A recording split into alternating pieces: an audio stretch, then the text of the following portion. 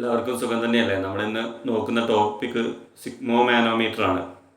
അതുമായിട്ട് ബന്ധപ്പെട്ട question ആൻസറാണ് discuss ചെയ്യുന്നത്. നമ്മൾ ഓരോ ടോപ്പിക്കിലെയും 10 ക്വസ്റ്റ്യൻ ആൻസറാണ് ഡിസ്കസ് ചെയ്യുന്നത്.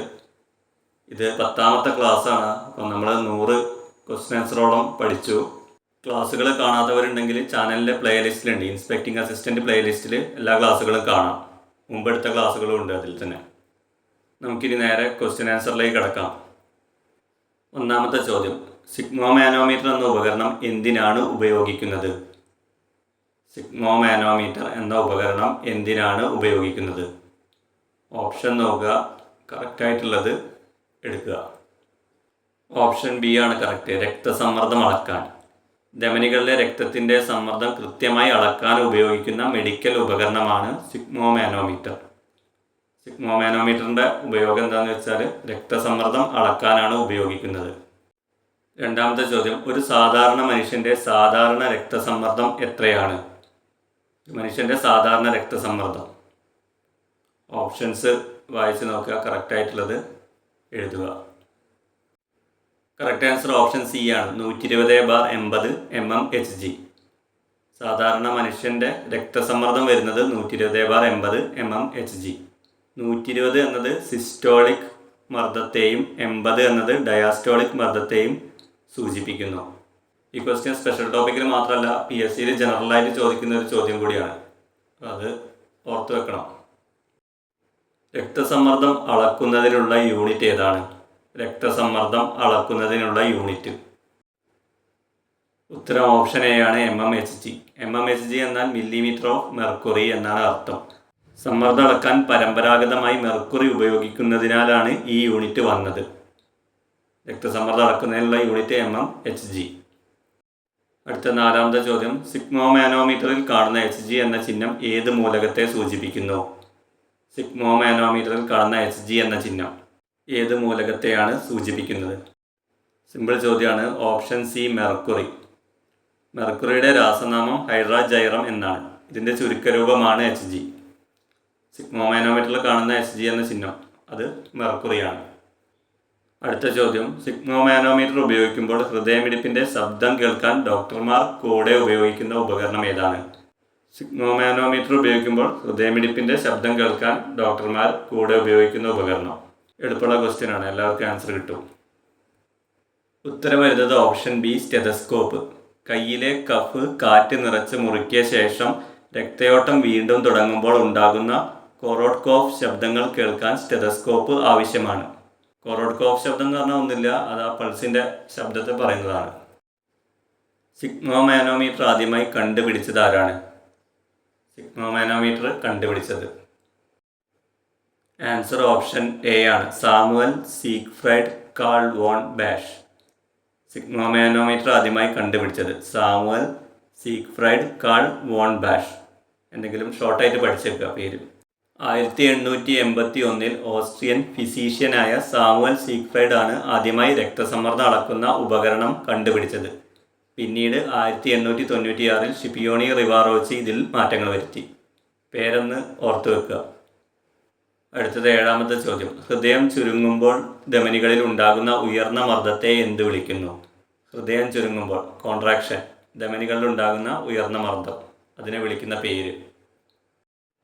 ആൻസർ ഓപ്ഷൻ ബി, സിസ്റ്റോളിക് മർദ്ദം. ഹൃദയം ചുരുങ്ങുമ്പോൾ ധമനികളിൽ ഉണ്ടാകുന്ന ഉയർന്ന മർദ്ദത്തെ സിസ്റ്റോളിക് മർദ്ദം എന്ന് വിളിക്കുന്നു. ഹൃദയം രക്തം പമ്പ് ചെയ്യുമ്പോൾ ധമനികളിൽ അനുഭവപ്പെടുന്ന ഏറ്റവും ഉയർന്ന സമ്മർദ്ദമാണിത്. സാധാരണ നിലയിൽ ഇത് 120 mmHg ആയിരിക്കും, സിസ്റ്റോളിക് മർദ്ദം. ഹൃദയം മിടിപ്പുകൾക്കിടയിൽ വിശ്രമിക്കുമ്പോൾ ഉണ്ടാകുന്ന കുറഞ്ഞ മർദ്ദത്തെ എന്ത് വിളിക്കുന്നു? ഹൃദയം മിടിപ്പുകൾക്കിടയിൽ വിശ്രമിക്കുമ്പോൾ ഉണ്ടാകുന്ന കുറഞ്ഞ മർദ്ദം, റിലാക്സേഷൻ, അതിനെ വിളിക്കുന്ന പേര്. ആൻസർ ഓപ്ഷൻ ബി, ഡയസ്റ്റോളിക് മർദ്ദം. ഹൃദയമിടിപ്പുകൾക്കിടയിൽ ഹൃദയം രക്തം നിറയ്ക്കുന്ന വിശ്രമവേളയിലെ മർദ്ദമാണിത്. സാധാരണ നിലയിൽ ഇത് 80 mmHg ആയിരിക്കും, ഡയാസ്റ്റോളിക് മർദ്ദം. ഹൃദയമിടിപ്പുകൾക്കിടയിൽ വിശ്രമിക്കുമ്പോൾ ഉണ്ടാകുന്ന കുറഞ്ഞ മർദ്ദം. അടുത്ത ചോദ്യം, താഴെ പറയുന്നവയിൽ ഡിജിറ്റൽ സിഗ്മോമാനോമീറ്ററിൻ്റെ പ്രത്യേകത എന്താണ്? ഡിജിറ്റൽ സിഗ്മോമാനോമീറ്ററിൻ്റെ പ്രത്യേകതകൾ എന്തൊക്കെയാണെന്നാണ് ചോദിച്ചത്. എന്തൊക്കെയാണ് പ്രത്യേകത നോക്കാം. ഇതിന് സ്റ്റെതസ്കോപ്പ് ആവശ്യമില്ല, മെർക്കുറി ഉപയോഗിക്കുന്നില്ല, റീഡിംഗ് ഡിജിറ്റൽ സ്ക്രീനിൽ കാണിക്കുന്നു. ഇവയെല്ലാം ശരിയാണ്. ഓപ്ഷൻ ഏതാണെന്ന് നോക്കാം. Answer option D. തന്നിരിക്കുന്ന പ്രസ്താവനകളൊക്കെ ശരിയാണ്.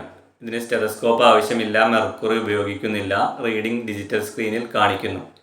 ഇന്നത്തെ കാലത്ത് വീടുകളിൽ ഉപയോഗിക്കുന്ന ഓട്ടോമാറ്റിക് ഡിജിറ്റൽ BP മെഷീനുകൾക്ക് സ്റ്റെതസ്കോപ്പിൻ്റെ ആവശ്യമില്ല. അവ കൈകാര്യം ചെയ്യാൻ എളുപ്പവുമാണ്. ഇങ്ങനത്തെ ഒന്ന് വീട്ടിൽ വാങ്ങി വെക്കുന്നത് നല്ലതാണ്. നമുക്കിടയ്ക്ക് പ്രഷർ ചെക്ക് ചെയ്യാൻ പറ്റും. ലാസ്റ്റ് ചോദ്യം നോക്കാം. ഉയർന്ന രക്തസമ്മർദ്ദം അറിയപ്പെടുന്ന മറ്റൊരു പേരെന്ത്? ഹൈ ബ്ലഡ് പ്രഷർ അറിയപ്പെടുന്ന മറ്റൊരു പേര്. Answer option B, hyper tension. രക്തസമ്മർദ്ദം സാധാരണ അളവിലും കൂടുന്ന അവസ്ഥയാണ് ഹൈപ്പർ ടെൻഷൻ എന്ന് പറയുന്നത്. കുറയുന്ന അവസ്ഥയെ ഹൈപ്പോ ടെൻഷൻ എന്ന് വിളിക്കുന്നു. ഉയർന്ന രക്തസമ്മർദ്ദം അറിയപ്പെടുന്നത് ഹൈപ്പർ ടെൻഷൻ, താഴ്ന്ന രക്തസമ്മർദ്ദം ഹൈപ്പോ ടെൻഷൻ.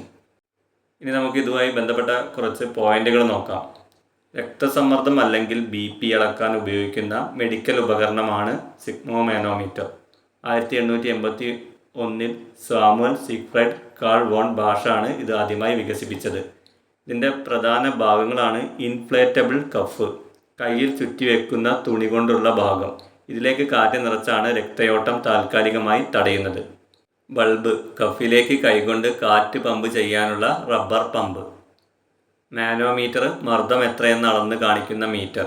മെർക്കുറി കോളം അല്ലെങ്കിൽ ഡയൽ ഘടിപ്പിച്ച മീറ്റർ. പ്രധാന ഭാഗങ്ങൾ inflatable cuff, bulb, manometer. BP അളക്കുന്ന രീതി. 2 തരം മർദ്ദങ്ങൾ ഇതൊക്കെ നോക്കാം. രക്തസമ്മർദ്ദം അളക്കുമ്പോൾ 2 റീഡിങ്ങുകളാണ് ലഭിക്കുക. ഇത് mmHg ഓഫ് മെർക്കുറി എന്ന യൂണിറ്റിലാണ് രേഖപ്പെടുത്തുന്നത്.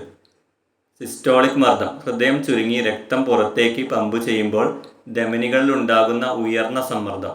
സാധാരണ അളവ് 120 mmHg. ഡയാസ്റ്റോളിക് മർദ്ദം, ഹൃദയമിടിപ്പുകൾക്കിടയിൽ ഹൃദയം വിശ്രമിക്കുമ്പോൾ ധമനികളിൽ ഉണ്ടാകുന്ന കുറഞ്ഞ സമ്മർദ്ദം. അതിൻ്റെ സാധാരണ അളവ് 80 mmHg. ഒരു ആരോഗ്യവാനായ മനുഷ്യൻ്റെ സാധാരണ രക്തസമ്മർദ്ദം 120/80 mmHg ആണ്. ഇനി അതിൻ്റെ പ്രധാന ടൈപ്പുകൾ നോക്കാം. മെർക്കുറി സിഗ്മോമാനോമീറ്റർ, പരമ്പരാഗതമായ ഉപകരണം. ഇതിൽ മെർക്കുറിയുടെ അളവ് നോക്കിയാണ് BP തിട്ടപ്പെടുത്തുന്നത്. ഇതാണ് ഏറ്റവും കൃത്യതയുള്ളതായി കണക്കാക്കുന്നത്. മെർക്കുറി സിഗ്മോമാനോമീറ്റർ. അടുത്തത് അനേറോയിഡ് സിഗ്മോമാനോമീറ്റർ. മെർക്കുറിക്ക് പകരം ഒരു വാച്ചിലെ പോലെയുള്ള ഡയൽ ഉപയോഗിക്കുന്നു. കൊണ്ടു നടക്കാൻ എളുപ്പമാണ്. അതാണ് അനേറോയിഡ് സിഗ്മോമാനോമീറ്റർ. ഇനി മൂന്നാമത്തെ ഡിജിറ്റൽ അല്ലെങ്കിൽ ഓട്ടോമാറ്റിക് BP മെഷീൻ. നിലവിൽ വീടുകളിൽ വ്യാപകമായി ഉപയോഗിക്കുന്നു. ബട്ടൺ അമർത്തിയാൽ റീഡിംഗ് നേരിട്ട് സ്ക്രീനിൽ കാണിക്കും. ഇതിന് സ്റ്റെതസ്കോപ്പ് ആവശ്യമില്ല. ഇപ്പോൾ 3 ടൈപ്പുകളാണുള്ളത്. മെർക്കുറി സിഗ്മോമാനോമീറ്റർ, അനേറോയിഡ് സിഗ്മോമാനോമീറ്റർ, ഡിജിറ്റൽ അല്ലെങ്കിൽ ഓട്ടോമാറ്റിക് BP മെഷീൻ. ഇവിടെ പ്രഷറിൻ്റെ 2 അവസ്ഥകൾ ഏതൊക്കെയാണെന്ന് നോക്കാം. ഹൈപ്പർ ടെൻഷനും ഹൈപ്പോ ടെൻഷനും. ഹൈപ്പർ ടെൻഷൻ എന്ന് പറഞ്ഞാൽ രക്തസമ്മർദ്ദം സാധാരണ അളവിനേക്കാൾ കൂടുന്ന അവസ്ഥ. ഹൈ BP എന്ന് പറയും. 140/90 mmHgക്ക് മുകളിൽ. ഹൈപ്പോ ടെൻഷൻ എന്ന് പറഞ്ഞാൽ രക്തസമ്മർദ്ദം സാധാരണ അളവിനേക്കാൾ താഴുന്ന അവസ്ഥ.